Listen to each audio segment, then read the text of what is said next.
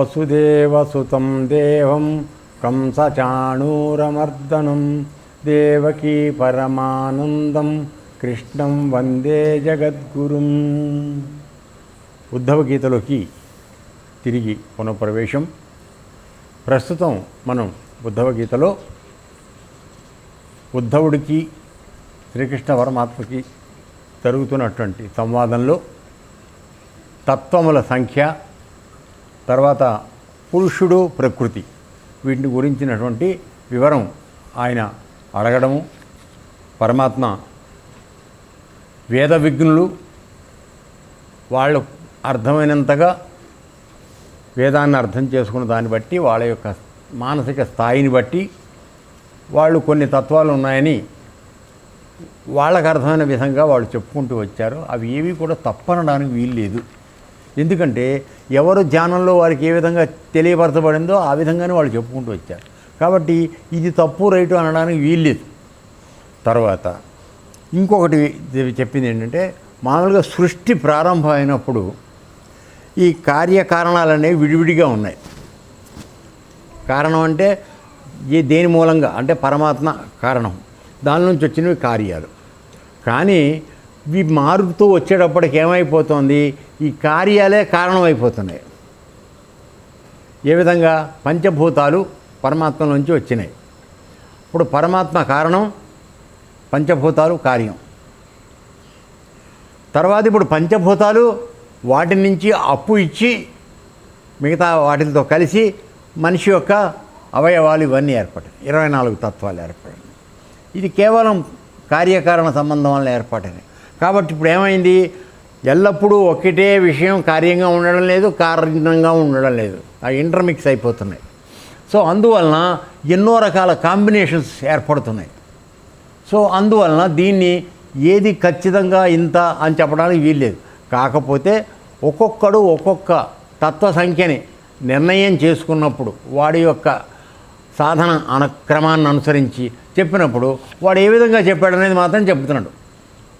ఒకడు 16 అంటున్నాడు, ఒకడు 17 అంటున్నాడు, 28 అంటున్నాడు, 25 అంటున్నాడు, 26 అంటున్నాడు. వాళ్ళు ఎట్లా అన్నారనేది ఈయన చెప్తున్నాడు. తప్పు రైట్ అనేది మాత్రం చెప్పటం. ఎందుకని, సృష్టి మొదలైనప్పుడు పక్కాగా ఉన్నటువంటి రూల్ కారణము కార్యము అది మారిపోతూ వస్తుంది. కాబట్టి పక్కా రూల్స్ అనేవి ఏమీ తర్వాత క్రమంలో అవడానికి అవకాశం లేదు. మొట్టమొదటి సపోజ్ ఊరికి ఉదాహరణ మనకు అర్థం అవడానికి చెప్పాలనుకుంటే, రోడ్డు మీద మనం నడవాలనుకున్నప్పుడు ఓ పద్ధతిలో నడవాలి. కుడి పక్క నుంచి ఓవర్టేక్ చేయాలి, ఎడమ వైపుకి నడవాలి అని ఒక రూల్ పెట్టాం. ఎందుకని అంటే, నువ్వు ఎవరినన్నా ఓవర్టేక్ చేస్తున్నప్పుడు యువతల ఈ లెఫ్ట్ సైడ్ ఉన్నవాడికి తెలుస్తుంది ఒకటి, అవతల ఎదురుగుండా వచ్చేవాడికి తెలుస్తుంది. ఈ రకాలైనటువంటి సౌకర్యాలన్నీ చేశాం. కానీ ఇప్పుడు ఏమైంది, మోటార్ సైకిల్ ఎక్కిన ప్రతి పిల్లవాడు దాదాపుగా వెడిపోయి వాడికి ఎక్కడ 2 కాళ్ళు దూరే సౌండ్ ఉంటే దాంట్లో బండి తీసుకెళ్ళి పెడుతున్నాడు. దానివల్ల పెట్టిన ట్రాఫిక్ రూల్ ఏమైంది, పోయింది. సో ఎవడి ఇష్టాన్ని బట్టి వాడు చేస్తున్నాడు. యాక్సిడెంట్ అవుతూనే ఉంది, వాడికి దెబ్బలు తగులుతూనే ఉన్నాయి, చనిపోతే చనిపోతాడు అంతే. కానీ జాగ్రత్తగా ఉందాం అనేటువంటి విషయం మాత్రం లేకుండా అయిపోతుంది. ఇక్కడ కూడా అదే జరిగింది. మొట్టమొదటిలో పరమాత్మ పెట్టినప్పుడు ఇది ప్రకృతి నా ద్వారా వచ్చింది, దీనికి కార్యకారణ సంబంధం ఉంది అని చెప్పి అన్నీ నిర్ణయంగా చెప్పాడు. కానీ ఇవి కాలక్రమంలో మారిపోతున్నాయి, ఇంటర్చేంజ్ అటు ఇటు మారిపోతున్నాయి. కార్యాలు కారణం అవుతున్నాయి, కారణం కార్యాలు అవుతున్నాయి. ఇది అయ్యేటప్పటికీ ఇక ఎక్కడ దానికి అదుపు లేదు. సో ఈ విధంగా జరుగుతుందని చెప్పుకుంటూ వచ్చాడు. కాబట్టి ఇలా ఇన్ని మార్పులు జరుగుతూ ఉన్నప్పటికీ అవ్యక్తంగా ఉన్నటువంటి పురుషుడు అంటే మూలమైనటువంటి తత్వ ఏదైతే ఉందో అది మాత్రం సాక్షిభూతంగానే ఉంది.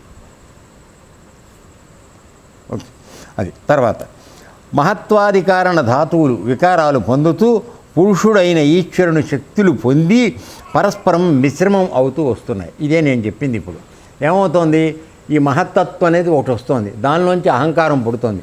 ఇవన్నీ రాగానే ఏమైపోతుందంటే సృష్టిలో ఉన్నటువంటి కార్యకారణ సంబంధాల యొక్క నంబర్ మారిపోతూ వస్తుంది.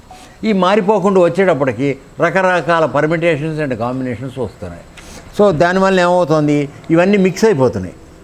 కార్యం కారణమైపోతుంది, కారణం కార్యం అయిపోతుంది. ఎలా కారణం అంటే చెప్పాను కదా ఉదాహరణ కారణం. ఇప్పుడు సపోజ్ ఆశ్రమంలో ఒక పని మనం చేస్తున్నాం, ఇది కారణం. దీని నుంచి ఈ మనం చెయ్యాలనేటువంటి దాన్ని కారణం, ఆశ్రమం పెట్టుకోవడం ఇది ఒక కారణం. దీనిలోంచి చేసేటువంటి పనులు ఏవైతే ఉన్నాయో ఇవి కార్యాలు. నువ్వు అన్నదానం చేస్తున్నావా, యోగాభ్యాసం చేస్తున్నావా, వేదం నేర్పుతున్నావా, ఇవి చేస్తున్నావు, ఏమన్నా కానీ ఇవి కార్యాలు. కానీ ఈ కార్యాన్ని రేపు ప్రొద్దున నువ్వు తీసుకెళ్ళి స్కూళ్ళలో యోగాభ్యాసం కింద చెప్తున్నావు. అప్పుడు ఏమైంది, ఇది కారణమైంది అక్కడికి. మరి అర్థమవుతుందో లేదా? సో ఇది కారణం అవుతుంది అయ్యేటప్పటికి అది కార్యంగా ఉందా, లేదుగా, మారిపోయింది. సో ఈ విధంగా జరుగుతోంది. అయితే చేస్తున్నటువంటి ఈ ఆశ్రమం మొత్తం నడుపుతున్నటువంటి గురుదేవులంతా ఎవరైతే ఉన్నారో వాళ్ళు మాత్రం సాక్షిభూతంగానే ఉన్నారు. అదేనా?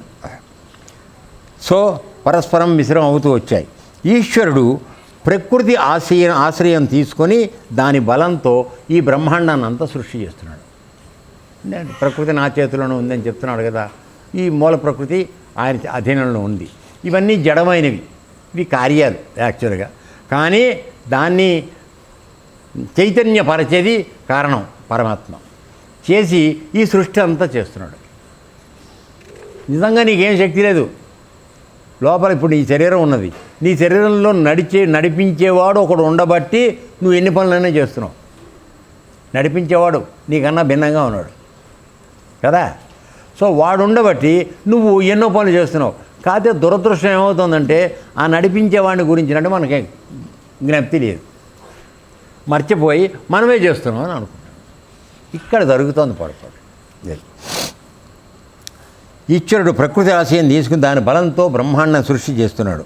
ఉద్ధవ, తత్వ సంఖ్య అనేవారు ఆకాశము, వాయువు, అగ్ని, జలం, భూమి, ఈ పంచభూతాలు.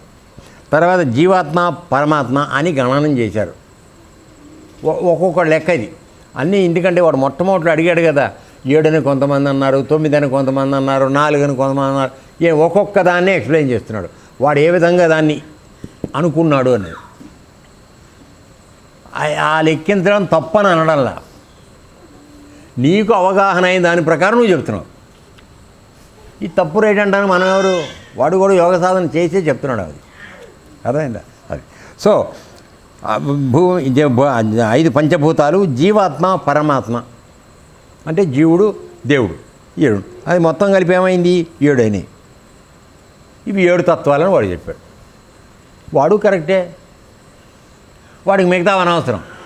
అందుకని పరమాత్మ ఏమన్నాడు, ఈ లెక్కలు గణన చేయటంలో అసలు అందరూ కూడా మర్చిపోతోంది. ఎంత వేదం చదువుకున్న వాళ్ళైనా మర్చిపోతోంది ఏమిటంటే నా యొక్క శక్తి ఏమిటనేది మర్చిపోతున్నారు. ఫస్ట్ నేనున్నాను, నా వల్లనే ఇదంతా జరుగుతోంది, నా శక్తితో జరుగుతోంది అనే విషయం మర్చిపోతున్నారు. రెండోది నా సృష్టి అయినటువంటి త్రిగుణాల యొక్క ప్రభావం, దాన్ని మర్చిపోతున్నారు. సో ఈ విధంగా జరిగేటప్పటికీ ఎవడికి వాడు ఇష్టం వచ్చినటువంటి ఇంటర్ప్రిటేషన్స్, వ్యాఖ్యానాలు చేయడం మొదలైంది. తర్వాత వీడు 7 అంటున్నాడు. తర్వాత దేహ, ఇంద్రియ, ప్రాణాదుల ఉత్పత్తులు పంచభూతాల వలన జరుగుతున్నాయి కనుక వీరిని వేరుగా లెక్కించలేదు. కేవలం 6 తత్వాలను లెక్కించేవాడు కొంతమంది ఉన్నారు. 7 అయింది, 6గా లెక్కించేవారు కొంతమంది ఉన్నారు. వాళ్ళు ఏం చేస్తున్నారు? పంచభూతాలని పరమాత్మని స్వీకరించారు. అంటే జీవుడు అనేవాడిని తీసేశారు. అసలు నీకు ఉనికి లేదు. ఎందుకని? నువ్వు బతికున్నదే ఆయన యొక్క చైతన్యంతో, కాబట్టి నీకు ప్రత్యేకంగా ఉనికి లేదు. అరటికిటిగాడు అన్నమాట నువ్వు. అర్థమైందా? సో దేహాదులను సృష్టిస్తున్నాడు. పరమాత్మ తాను నిర్మించిన పంచభూతాలతో కలిసి దేహాదులను సృష్టిస్తున్నాడు. ఇప్పుడు ఈ పంచభూతాల నుంచే కదా మన దేహాలనే వస్తుంది. 24 తత్వాలు అంటే కార్యకారణ సంబంధంతో ఏర్పడుతున్నాయి ఇవి. అక్కడ కారణంగా ఏమున్నాయి? పంచభూతాలు ఉన్నాయి. దాని నుంచి వచ్చినటువంటి నీ శరీర భాగాలు కార్యం అవుతున్నాయి. సో ఇది అందరికీ ఖాయం, అందరికీ కూడా, ఇందులో అనుమానం లేదు. కాబట్టి దాన్ని విడిగా లెక్కలేదంటున్నాడు. సృష్టిలో జీవుడు తయారవుతున్నాడు కాబట్టి ఈ సృష్టిలోనే నీ శరీరంలో అవయవాలను వస్తున్నాయి, వచ్చి నువ్వు ఇదవుతున్నావు. ఈ మతం ప్రకారం జీవుడు పరమాత్మలోని శరీరాది పంచభూతాలతో సమావేశం అవుతున్నాడు. అంటే ఈ జీవుడు పంచభూతాల్లో కలిసిపోతున్నాడు కాబట్టి పరమాత్మ మాత్రమే ఒకడు ఉండిపోతున్నాడు. పంచభూతాల్లో వీడికి జీవుడు కలిసిపోతున్నాడు కాబట్టి, ఎందుకంటే పంచభూతాల నుంచి వీడు వచ్చాడు కదా, వీడి శరీర అవయవాలని పంచభూతాల నుంచి వచ్చినాయి కదరా. కాబట్టి వీడికి ప్రత్యేకంగా ఉనికి లేదు. ఉన్నది పంచభూతాలు ఇదే, కాబట్టి 6 అంతే. వాళ్ళు ఎక్కది, నువ్వు తప్పు రైట్ అనొద్దు. ఓకే, ఇప్పుడు మన దగ్గర కూడా అంతే కదా, కనకాయ అనుకున్నది అంతే. నువ్వు చెప్పే తప్పు అయినా సరే రైట్ అయినా సరే వాడిని నొప్పు అన్నట్టు అంతే. తర్వాత కొందరు కారణ రూపంలో 4 తత్వాలు మాత్రమే స్వీకరిస్తారు. అసలు 4 ఉన్నాయా? ఏమిటంటే చూడండి, ఆత్మ నుండి తేజస్సు, జలము, పృథ్వీ ఉత్పత్తి అయ్యాయి. అంటే పరమాత్మ నుంచి మనం ఆ పంచభూతాలను ఎంతవరకు అనుకుంటున్నాం 5, కానీ ఇక్కడ వీడు గుర్తిస్తోంది ఏమిటి? 3. ఏమిటి? తేజస్సు అనగా సూర్యరశ్మి, సూర్యుడు ప్రకాశం, తర్వాత జలము నీరు, తర్వాత పృథ్వీ భూమి. ఎందుకని ఆత్మ నుంచి వస్తున్నాయి అన్నాడు అంటే మరి మిగతా 2 సంగతి ఏంటి? అది మనకు డౌట్ కలగాలి. మిగతా 2 ఏమిటవి? ఆకాశం, జలం వచ్చిందిరా ఇందులో, ఆకాశము, వాయువు. సో ఆకాశం అనేది ప్రత్యేకంగా ఆయన నుంచి తీసుకోవట్లేదు. ఎందుకని? అది ఆకాశం ఎంతటా ఉన్నది, అన్నీ జరిగేవి దాంట్లోనే జరుగుతున్నాయి, కాబట్టి నేను విడిగే తీసుకోలే. మరి వాయువుని ఎందుకు తీసుకోలేదండి అంటే వాయువు పరమాత్మ దగ్గర నుంచి వచ్చినటువంటి మొదటి వ్యక్త అవ్యక్త రూపం. ఇది బాగా అర్థం చేసుకోవాలి. వ్యక్త అవ్యక్త రూపం. ఎట్లా? వ్యక్తము అంటే గాలి ఉన్నదని నీకు తెలుస్తోంది కాబట్టి అది వ్యక్తమే కదా. నీ శరీరానికి గాలి తగులుతోంది కదా, ఏనా? కాబట్టి అది వ్యక్తం. కానీ అవ్యక్తం అని ఎందుకన్నాను? దాన్ని నువ్వు చూడగలవా? నాకు చూపించగలవా? దాన్ని పట్టుకోగలవా? ఏం చేయలేవు. అంటే ఈ ఆకాశము, వాయువు యొక్క ఉనికి ఎల్లప్పుడూ విడిగానే ఉన్నది. వాటిల్లోంచి ప్రత్యేకంగా వచ్చేటువంటి ఇది గురించి లేదు. కానీ అవి అప్పిచ్చినాయి, అది వేరే సంగతి. కానీ వాటి యొక్క ఉనికి విడిగా ఉన్నది. ఇలా కాకుండా ఈ సూర్యరశ్మి, తేజస్సు, జలము, పృథ్వీలోంచి అన్నీ పుడుతున్నాయి. అంటే నీ శరీరంలో ఈ కింద భాగం నుంచే అన్నీ పుడుతున్నాయి. చూసుకో, అంతే కదా. ఆధారం, స్వాధిష్టానం, మణిపూరకం. ఆధారం, దానిలోంచి అక్కడ మామూలుగా పుట్టుక వచ్చేది. తర్వాత రెండోది స్వాధిష్టానం, దాంట్లో జలం, భూతత్వం, జలతత్వం, అగ్నితత్వం. ఈ 3 వీటిలోంచి అన్ని సృష్టి జరుగుతున్నాయి. మిగతావి అన్నింటిలోనూ ఉన్నాయి, అది వేరే విషయం. కానీ సృష్టి జరగడం అనే దానికి ఈ 3 ఆధారం అయి ఉన్నాయి. అందుకని వాడేం చేశాడు? ఆత్మను తీసుకుని ఈ 3 ఉన్నాయి కాబట్టి మొత్తం 4 తత్వాలే అని చెప్పాడు. తప్పంటావా? అంటాను వీలేదు. అది సో తేజస్సు, జలం, పృథ్వీ అయ్యాయి. జగత్తులోని పదార్థాలన్నీ ఈ పదార్థాల నుండే జనిస్తున్నాయి. సో ఈ 3 సృష్టి అంతా పుడుతున్నాయి. లెక్కేసుకోండి మీరు. సో ప్రతి సృష్టి చేసేది నువ్వు దీని లెక్కించే కదా, ఉపస్థు. దానికి జలం ఆధారం అయి ఉన్నది. జలం ఉంటేనే పృథివీకి ఇది వస్తుంది. తర్వాత జలంతో పాటు వేడి కూడా ఉండాలి, అగ్ని కూడా ఉండాలి. ఆ 3 ఉంటేనే సృష్టి జరుగుతుంది. సో పురుషుడు అగ్నితత్వము, స్త్రీ జలతత్వం, ఈ 2 కలిస్తేనే సృష్టి జరుగుతుంది. దానికి జరగడానికి ఒక ఆధారం ఉండాలి కాబట్టి అది భూమి.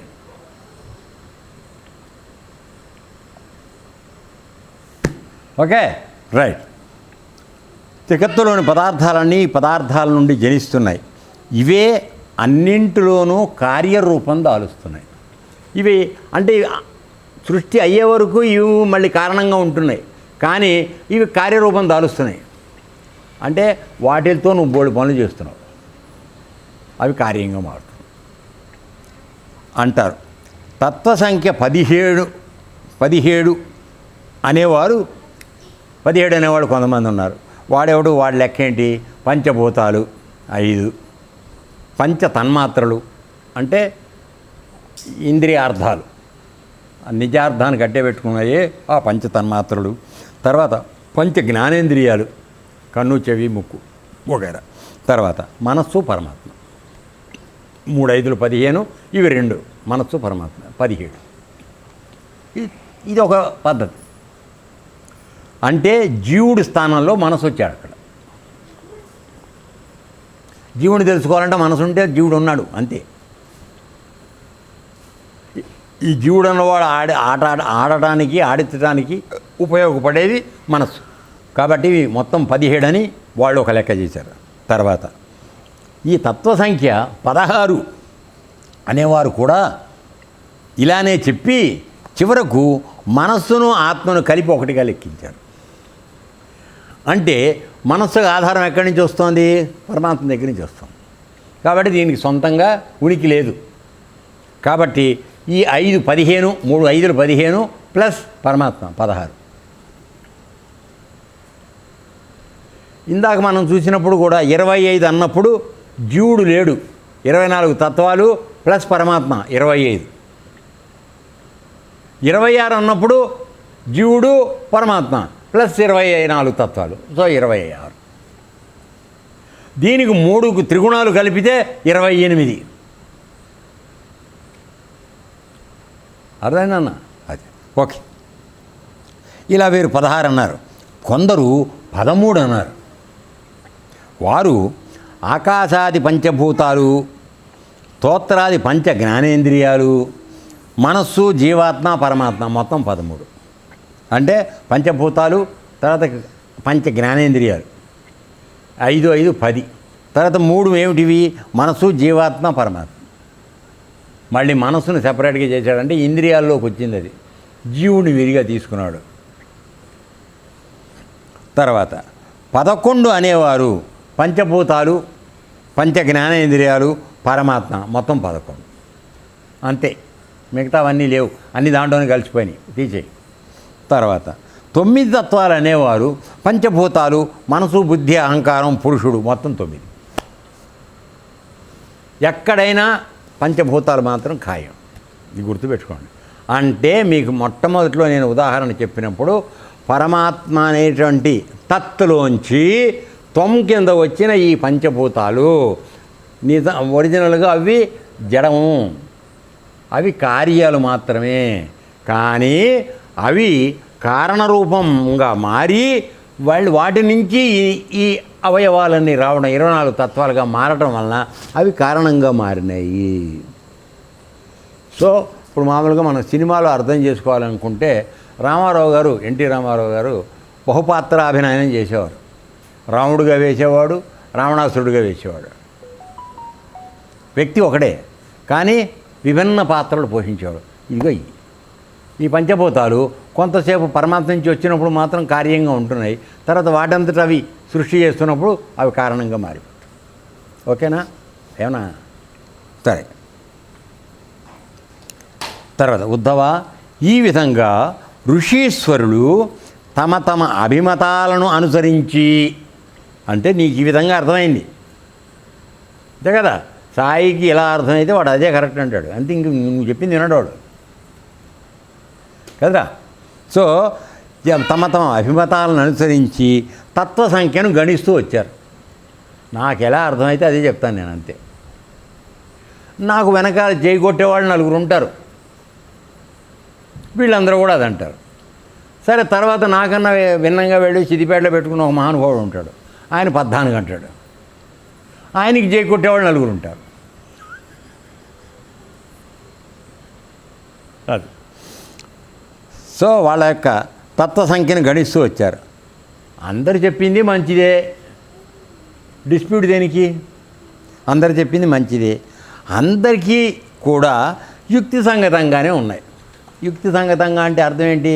నీ తెలివితేటలతో నువ్వు అర్థం చేసుకున్న దాని ప్రకారం నువ్వు చెప్తున్నావు నెంబరు. నువ్వు 7 అంటున్నావు, వాడు 9 అంటావు. నేను ఇప్పుడు ఎవరిని కాదంటాను, కాదే అమ్మ మధ్యలో 8 అని అన్నాను అనుకో, ఇద్దరు కలిసి కొడతారు నన్ను. అందువలన 7 అన్నావా నీది కరెక్ట్, 9 అన్నావా నీది కరెక్ట్, అంతే. మేలకుండా ఊరుకుంటే బెస్ట్. ఓకే. యుక్తి సంగతంగా ఈ తత్వజ్ఞులు ఎవరు అపమార్గంగా చెప్పలేదు. అంటే అపమార్గంగా అంటే అవతల వైపుగా, రెండో విధంగా దొడ్డిదోవలాగా చెప్పాల. వాడికి తోచిన విధంగా వాడు సవ్య మార్గంలోనే చెప్పాడు. వారి వారి దృక్కోణంతో చూసినప్పుడు అన్నీ తగినట్లే ఉన్నవి. అంటే ఇప్పుడు సపోజ్ ఊరికి ఉదాహరణ చెప్పుకుందాం. ఒక నల్లటి కురుపు అమ్మాయిని ఒకళ్ళు వాడాడు. అనుకుందాం. లవ్ ఆడినప్పుడు సరే పక్కన ఫ్రెండ్సు సరే వీడు వెంటనే భాస్కర్ గారు వెళ్ళి ఏమిట్రా నీ దుంపదేగా లవ్ ఆడానన్నావు, అది తప్పితే నీకు ఎవరు దొరకలేదా అన్నాడు. ఏమన్నా కాదు చూడటానికన్నా బాగుండాలి కదా, కదా ఎర్రతోళ్ళన్నా ఉండాలి. ఈ ఎక్కడ దొరికిందిరా నీకు లవ్ ఆడటానికి అని వీడన్నా అనేటప్పటికి నోరు మీరా నా కళ్ళతో చూడు నువ్వు నేను ఎందుకు లవ్ ఆడానో నీకు తెలుస్తున్నాడు.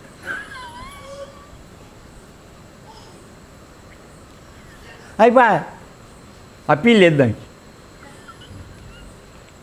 అందనా అలా కాకపోతే నల్లగా ఉన్న ఆడపిల్లలందరికీ పెళ్ళి అవ్వకూడదు. కాబట్టి చూసేవాడి దృష్టిలో ఉంది వ్యవహారం అంతా. అందుకని పరమాత్మ తెలియగలవాడు కనుక ఎవడు ఏ దృష్టితో చూస్తే అది కరెక్ట్ అన్నాడు, అంతే. అప్పీల్ లేదు దానికి. అర్థమైంది అనుకుంటాను.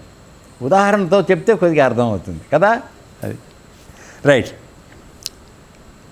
ఉద్ధవుడు తత్వ సంఖ్య గురించి మరలా ఇలా ప్రశ్నిస్తున్నాడు. వీడు వదిలిపెట్టాడు జిడ్డుగాడు.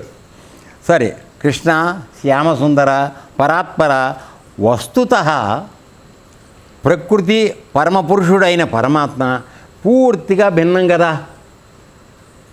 అంటే పరమాత్మ ఏమో తత్, ప్రకృతి ఏమో త్వం,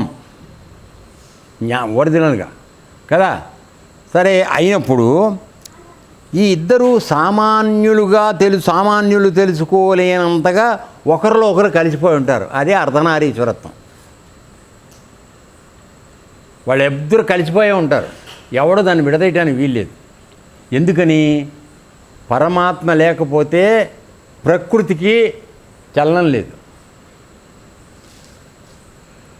ప్రకృతి ఉంటే కానీ పరమాత్మకి ఉనికి లేదు. అంటే దేవుడు ఉన్నాడో ఎప్పుడు తెలుస్తుంది? నీ శరీరం కదులుతూ ఉంటే దేవుడు నీ లోపల ఉన్నాడని తెలుస్తుంది. కాబట్టి ఇక్కడ వాళ్ళిద్దరూ కలిసిపోయి ఉన్నారు. అందుకే పరమేశ్వరుడు పరమశివుడు అమ్మవారికి అర్ధనారీశ్వరత్వం సగం ఇవ్వటం అంటే అర్థం అదే. ఆ ఇద్దరు ఉంటేనే ఈ ప్రకృతి ఉంది, లేకపోతే లేదు కదా. సో అందుకని వీడు ఏమంటున్నాడు, వాళ్ళు మామూలుగా అయితే వీడే, కానీ ఇద్దరు సామాన్యులు తెలుసుకోలేనంతగా ఒకరిలో ఒకరు కలిసిపోయి ఉంటారు. చూస్తేనేమో బయటికి అంతా ఒకటే కనపడతారు, అమ్మవారు అయ్యేవారు కలిసి. కానీ న్యాయానికి వీడు విడిగానే ఉన్నారు కదా. ఇప్పుడు గుళ్ళో అమ్మవారి బొమ్మ వేరే పెడుతున్నావు, అయ్యవారి బొమ్మ విడిగా పెడుతున్నావు, కానీ బయటకు వచ్చేప్పటికి ఇద్దరు ఒకటేని అంటున్నావు. ప్రకృతిలో పురుషుడు, పురుషుడిలో ప్రకృతి వేరు లేనట్లుగా కలిసిపోతారు. అసలు ఏమాత్రం భేదం లేనట్టుగా కలిసిపోయి ఉంటారు. వీరి భిన్నతత్వం స్పష్టంగా ఎలా తెలుస్తుంది? నాకు కనపడటానికేమో ఇద్దరు ఒకటిగా కనపడుతున్నారు, అభిన్నంగా కనపడుతున్నారు. అభిన్నం అంటే ఇద్దరికి తేడా లేదు, రెండుగా కనపట్టల్లా ఏంటి. కానీ వాళ్ళు భిన్నమే మొట్టమొదటి, అంతే కదా. మనం ఏం చదువుకున్నాం భగవద్గీతలో? పరమాత్మ సృష్టి ఆదిలో మహాప్రళయం వచ్చినప్పుడు ఆయన నుంచి విడుదలైనటువంటి చైతన్య స్వరూపం ఏదైతే ఉందో అది విసర్గ అని దాన్ని విడిచిపెడితే అది వచ్చి మహాయోని అయినటువంటి ప్రపంచంలో పడితే దానిలోంచి జీవరాశులన్నీ పైకి లేవడం మొదలైంది. కానీ ఆ చైతన్యం వచ్చి దీనిలో పడే వరకు ఇద్దరు విడిగా ఉన్నారా లేదా? అది వాడు అది పట్టుకున్నాడు. నువ్వు ఎంత కలిసిపోయి కనపడుతున్నారని చెప్పినా విడివిడిగా ఉంటేనే కదా ఈయన యొక్క చైతన్యం దాంట్లో గడితేనే కదా ఆవిడ ఇచ్చేస్తోంది. కాబట్టి రెండు ఒకటిగా ఉన్నాయని ఎడ చెప్తావు నువ్వు? అందుకని వీడేమంటున్నాడు, వారి యొక్క భిన్నత్వం అభిన్నత్వంపై నా హృదయంలో సందేహాలతో సతమతం అవుతోంది. నువ్వు భిన్నంగా ఉన్నారంటావా? అది ఎట్టా భిన్నంగా ఉన్నారో నాకు చెప్పు, నాకు డౌట్గా ఉంది. కనపడటం ఒకటిగానే కనపడుతున్నారు. లేదు వాళ్ళ అభిన్నత్వం అసలు అంతా కలిసే ఉన్నారు, ఒకటిగా ఉందంటావా? అది ఎట్టున్నారో చెప్పు. శిష్యుడు వేసే ప్రశ్న అట్లా తెలివితేటలతో సంబంధించినవి ఉండాలి. తర్వాత నా హృదయం సందేహాలతో సతమతం అవుతోంది. తమరు సర్వజ్ఞుడు కాబట్టి అడుగుతున్నాను, యుక్తియుక్తంగా అంటే నాకు అర్థమయ్యేటట్టు తెలివితేటలతో వివరించి నా సందేహం నివారణ చేయవలసిందేనండి. తర్వాత భగవాన్ మళ్ళీ ఇంకా వాడే. తమ కృపా విశేషం వలననే జీవికి జ్ఞానం కలుగుతోంది. ఇక్కడ చూడు, ఇందాక చెప్పిన ఆన్సర్కి మళ్ళీ వెళ్ళండి. పరమాత్మ నుంచి విసర్గ అని వచ్చేటువంటి చైతన్యం ఏదైతే ఉందో అది వచ్చి విచ్చయోని అనేటువంటి అమ్మవారు ప్రకృతిలోకి తగిలితే అక్కడి నుంచి జీవరాశి ఉత్పత్తి అవుతుంది. కాబట్టి ఈ జీవరాశి ఉత్పన్నం అవడానికి నేను ఫలానా అనే జ్ఞానం ఎవరితో కలుగుతుంది? పరమాత్మ నుంచి వచ్చిన చైతన్యంతో నీకు కలుగుతుంది. జీవికి జ్ఞానం ఎక్కడి నుంచి వస్తుంది? పరమాత్మ దగ్గర నుంచి వస్తుంది. అమ్మవారు నేను తయారు చేస్తోంది, కానీ అసలు స్పృహ ఇచ్చేది పరమాత్మ దగ్గర నుంచి. అయితే తమ మాయ చేత జ్ఞానం హరించబడుతుంది. ఎంత గొప్పగా దొరుకుతుందో చూడు. ఇక్కడ మళ్ళీ విష్ణుమాయ పుట్టగానే మనందరికీ విష్ణుమాయ, దాని మీద 3 గుణాలు అందరికీ పెట్టాడు. అంటే రహస్యం అంతానేమో మొట్టమొదటిలో అడుగునుంది, దానిపైన ఏం చేశాడు? కనపడకుండా మాయ కప్పాడు. ఈ మాయని ఎవడన్నా ఛేదించుకొని రాగలుగుతాడా అనుకుంటే దీనిపైన పైన 3 గుణాలు పెట్టాడు. సో నువ్వు పరమాత్మ వెళ్ళాలనుకుంటే, ఇప్పుడు యోగ మార్గంగా కానీ ఏదైనా కానీ వెళ్ళాలనుకుంటే మొట్టమొదట నీ 3 గుణాలను సాధించాలి. ఈ 3 గుణాలు దేంతో పనిచేస్తూ ఉంటాయి? నీ ఇంద్రియాల ప్రభావంతో పనిచేస్తూ ఉంటాయి. కాబట్టి ఇంత లోపలికి వెళ్ళి వివరంగా చెప్పకుండా భగవద్గీతలో ఏం చెప్పంటే, ఎవరైనా నీ ఇంద్రియాలు లైన్లో పెట్టుకోరా అన్నాడు. ఇంద్రియాలు లైన్లో పెడితే నీ గుణాలు ఆటోమేటిక్గా దోవలోకి వస్తాయి కదరా నాన్న. కనపడిందా ఎత్తికెళ్ళిపోవాలని అనిపిస్తుందా? అందు సత్వగుణంలోకి వచ్చామనుకో, అది ఉండనే ఆశ్రమం లేదు, మనం ఎందుకు పట్టుకెళ్ళాలి అనే జ్ఞానం వస్తుంది కదా నాన్న.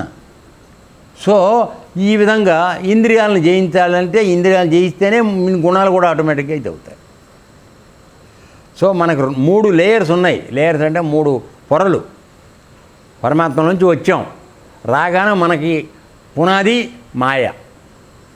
అంటే ఏమిటి? లేనిది ఉన్నట్టుగా కనపడటం, ఉన్నది లేనట్టుగా కనపడటం. ఎట్లా లేనిది ఉన్నట్టుగా కనపడటం అంటే ఏమిటి అని అంటే, నువ్వు నీ శరీరం అని అనుకుంటున్నావు చూసావా, అది నిజానికి లేదు. ఎందుకని లేదంటావు? ఇప్పుడు 20 ఏళ్ళు 50 ఏళ్ళు 100 ఏళ్ళు ఈ శరీరం పెట్టుకుని ఊగుతున్నావు. తర్వాత ఏమైంది? నువ్వు పుట్టకముందు ఈ శరీరం ఎక్కడుంది?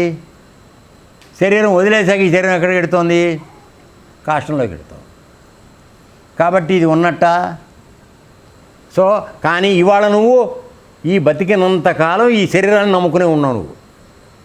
ఇది నేను చెప్పేది ఎట్లా? పొట్ట తిప్పలు. పొద్దునే పొలానికి వెళ్ళాలి, బాయికి వెళ్ళాలి, అది లేనిదే మనకు నడవదు. సో శరీరాన్ని నమ్ముకున్నావా లేదా నువ్వు? న్యాయానికి శరీరం ఉందా? లేదు. కాబట్టి లేనిది ఉన్నట్టుగా అనుకునేది మాయ. ఇక ఉన్నది లేనట్టుగా అనేది ఏమిటి? నువ్వు అసలు బతికి బట్టగట్టి ఈ పనులు చేసి పొట్ట తిప్పలని సంపాదించి సంసారం చేసి సంతానానికి ఇవన్నీ చేయడానికి మూలశక్తి ఇస్తున్నటువంటి పరమాత్మ ఎవడైతున్నాడో వాడు ఎప్పుడూ ఉన్నాడు. వాడి ఉనికి మాత్రం నువ్వు మర్చిపోతావు. సో ఉన్నది లేనట్టుగాను, లేనిది ఉన్నట్టుగాను. ఈ శరీరం లేదు, కానీ ఇదే త్వం, దీన్ని నమ్ముకొని అన్ని రకాల పనులు చేస్తావు. ఇది లేదని ఎందుకు అనాల్సి వస్తుంది? నువ్వు ఈ 4 సంవత్సరాలు బతుకున్నావు కనుక అంటున్నావు. నువ్వు పుట్టకముందు ఏమైంది? అప్పుడు కూడా కనకయ్య అన్నవాడు ఉన్నాడు. అయితే వాడు వేరే రూపంలో ఉన్నాడు. కనకయ్య రూపంలో ఇక్కడ కనపట్టల్లా. అర్థమైందా? కనకయ్యలో ఉన్నటువంటి జీవుడు ఎవడైతే ఉన్నాడో వేరే పేరుతో, సపోజ్ ఒక కుక్క పిల్ల అనుకో, టామీ టామీ టామీ అని బిచ్చేవాళ్ళని నిన్నప్పుడు. సో అందులో ఉన్నది కూడా కనకయ్యే. ఏనన్నా? కానీ ఆ టామీ శరీరం వదిలేయంగానే కనకాయలోకి వచ్చావు నువ్వు వెంటనే టింగ్ అని. ఇప్పుడు కనకాయ అంటే నేను తురుంఖాన్నాను బయలుదేరుతాను. సో లేనిది ఉన్నట్టుగాను, ఉన్నది లేనట్టుగాను, ఇది మాయ అంటే డెఫినేషన్. ఇది మీకు ఇంతకన్నా తేలిగ్గా ఎవరు చెప్పలేరు. మహాగ్రంథాలు చదవడం మొదలైతే చూపిక్కుంటారు మీరు. అర్థమైందా? ఇప్పుడు అర్థమైందా నీకు? లేనిది ఉన్నట్టుగా, ఉన్నది లేనట్టుగా. ఉన్నది ఎవరు? మన పుట్టుకకి, బతుక్కి, పెరుగుదలకి, శరీరం వదిలేయటం అన్నిటికీ మూలధారంగా ఆయన ఉన్నాడు. ఆయన గురించి చెప్పడం గుర్తుపెట్టుకుంటున్నావా? ఆయన వల్ల ఇదంతా జరుగుతుందని అంటున్నావా? నేను చేస్తేనే కిచెన్లో అంతా అవుతుంది, ఇటు తిప్పితేనా అది అని నువ్వు. తిప్పుతున్నావు కాదని అంటలా, కానీ నువ్వు ఆ తిప్పడానికి శక్తి ఎవడిస్తున్నాడు నేను అడిగేది అది. అక్కడికి వెళ్ళు. అర్థమైందా? అర్థమైందా? Right, okay. ఎప్పుడు ఏమన్నాడు? తమ మాయ చేత, అదేంటి, నీ వలన జీవికి జ్ఞానం కలుగుతోంది, అలాగే ఆయన మాయ చేత జ్ఞానం హరించిపోతోంది. ఏ జ్ఞానం హరించిపోతోంది? నేను నీవాడిని అనే సంగతి మర్చిపోతున్నావు. పరమాత్మ యొక్క ప్రతినిధిని అనేటువంటి జ్ఞానం హరించిపోతోంది. తమ ఆత్మస్వరూపిణి అయినటువంటి మాయావతి చిత్ర విచిత్రాలు చేస్తోంది. అంటే మాయ, అమ్మవారు యోగమాయ. చెప్పాను కదా, మొట్టమొదటిలో యోగమాయ పునాది, దాని మీద 3 గుణాలు, దాని మీద నువ్వు వచ్చావు. ఇప్పుడు నువ్వు పరమాత్మకు వాటి అడుగును పరమాత్మ చేరాలంటే ఇన్నింటిని భేదించుకుని లోపలికి వెళ్ళాలి. ఓకే. ఆమె విచిత్రాలు, ఆమె ప్రవర్తనలు తమకే అవగతం. ఆ మాయావతి ఆవిడ చేసేటువంటి చిత్ర విచిత్రాలు నీకు మాత్రమే అర్థం అవుతాయి, ఇంకోటికి అర్థం కావు. ఎందుకని మనందరం ఆ మాయలోనే పడిపోతాం. ఆఖరికి నారదుల వారు సంసారం చేసినట్టుగా కూడా కథ మనం విన్నాం కదా. పుట్టు బ్రహ్మచారి వాడు మాయ అంటే ఏమిటని అడిగాడు. తీసుకెళ్ళి ఒకసారి ఒక పొలంలో ముంచేటప్పటికి వీడి పెళ్ళైనట్టు, పిల్లలు ఉన్నట్టు అదంతా చేసి ఆఖరికి ఎంతకాలం అంటే ఆ పిల్లాడు వాడు చచ్చిపోయాడు అనుకుని దానికోసం ఏడుస్తూ పైకి వచ్చాడు. తీరా పైకి వచ్చేప్పటికి అంతా అయిపోయింది. ఇంక జ్ఞానోదయం అయింది. అరే ఎంత మాయ జరిగింది, నేను బ్రహ్మచారిని, నాకు పిల్లలేండి దుంపదేగా అని చెప్పి ఇప్పుడు అర్థమైందా మాయ అంటే ఏమిటన్నాడు. చాలా బాగా అర్థమైంది స్వామి, ఇక చాలు నువ్వు చంపొద్దు అన్నాడు. అంటే ప్రాక్టికల్గా చేసి చూపించాడు. అర్థం అది. Okay, right. ఆమె ప్రవర్తన తమకే అవగతం. ఎవరి మీద మాయ ఏ విధంగా ప్రవర్తిస్తోంది, మాయకు లోబడి వీడు ఎట్లా చేస్తున్నాడు అనేది ఆయన చూస్తూ ఉంటాడు, అన్నీ చూస్తాడు. సో ఒక్క నిమిషం, మరెవరు ఏ కొంచెం ఎరగరు, ఆ మాయని ఎవ్వడు తెలుసుకోలేడు. కనుక దయ ఉంచి నా సందేహ నివారణ చేయండి.